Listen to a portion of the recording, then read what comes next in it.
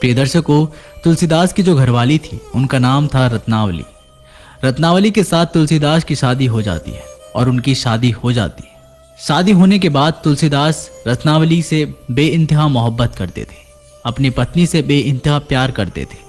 तुलसीदास दिन भर गायों को चरा के लाता और शाम को यदि अपनी पत्नी को घर में नहीं पाता तो प्रिय दर्शकों, तुलसीदास बड़ा चिंतित हो जाता था और अपनी घरवाली को घर पर ना पाकर वो चारों तरफ ढूंढता था। और जब उसकी घरवाली उसको मिल जाती थी तो प्रिय दर्शकों, तब जाकर तुलसीदास के दिल में चैन आता था। प्रिय दर्शकों, तुलसीदास रोज गायें चराने के लिए जाता था, लेकिन दिन भर अपनी पत्नी रत्नावली का ही नाम जपता रहता था। वो दिन भर अपनी पत्नी को याद करता रहता था। इसके विषय में ऐसा कहा जाता है कि तुलसीदास गयो चरावे, बिना याद लुगाई की आवे।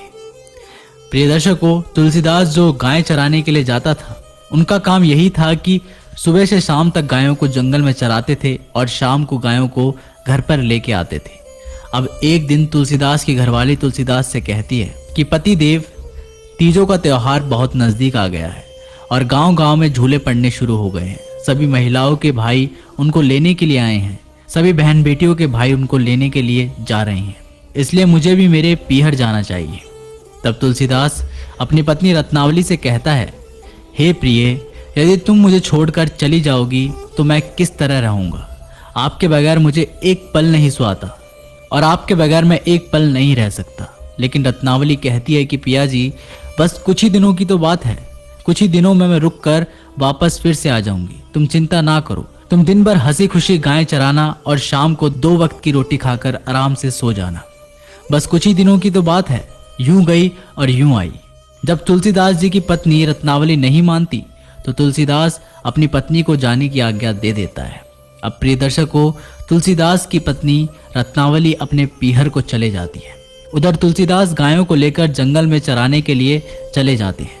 प्रिय दर्शकों, अब दिन भर तुलसीदास अपनी पत्नी का ही नाम जपते रहता है, रत्नावली रत्नावली रत्नावली रत्नावली। प्रिय दर्शकों, इसी तरीके से उसका दिन तो निकल जाता है और प्रिय दर्शकों, शाम के वक्त सभी गायों को लेकर अपने घर पे आता है। जब घर पे आता है तो घर के दरवाजे बंद दिखाई देते हैं। अब तुलसीदास अपनी पत्नी रत्नावली को आवाज देता है, लेकिन प्रिय दर्शकों, रत्नावली वहां नहीं मिलती है क्योंकि रत्नावली अपने पीहर चली गई थी। अब तुलसीदास का दिमाग खराब हो जाता है। तुलसीदास को और कुछ नहीं दिखाई देता है, सिर्फ और सिर्फ अपनी पत्नी ही दिखाई देती है। अपने घर के दरवाजे बंद पाकर तुलसीदास का इतना दिमाग खराब हो जाता है कि तुलसीदास को एक पल भी चैन नहीं मिलता। फिर भी किसी तरीके से अपने घर के दरवाजे को खोलता है और प्रिय दर्शकों, अपने घर के अंदर प्रवेश करता है तो तुलसीदास को घर में कुछ भी नजर नहीं आता है।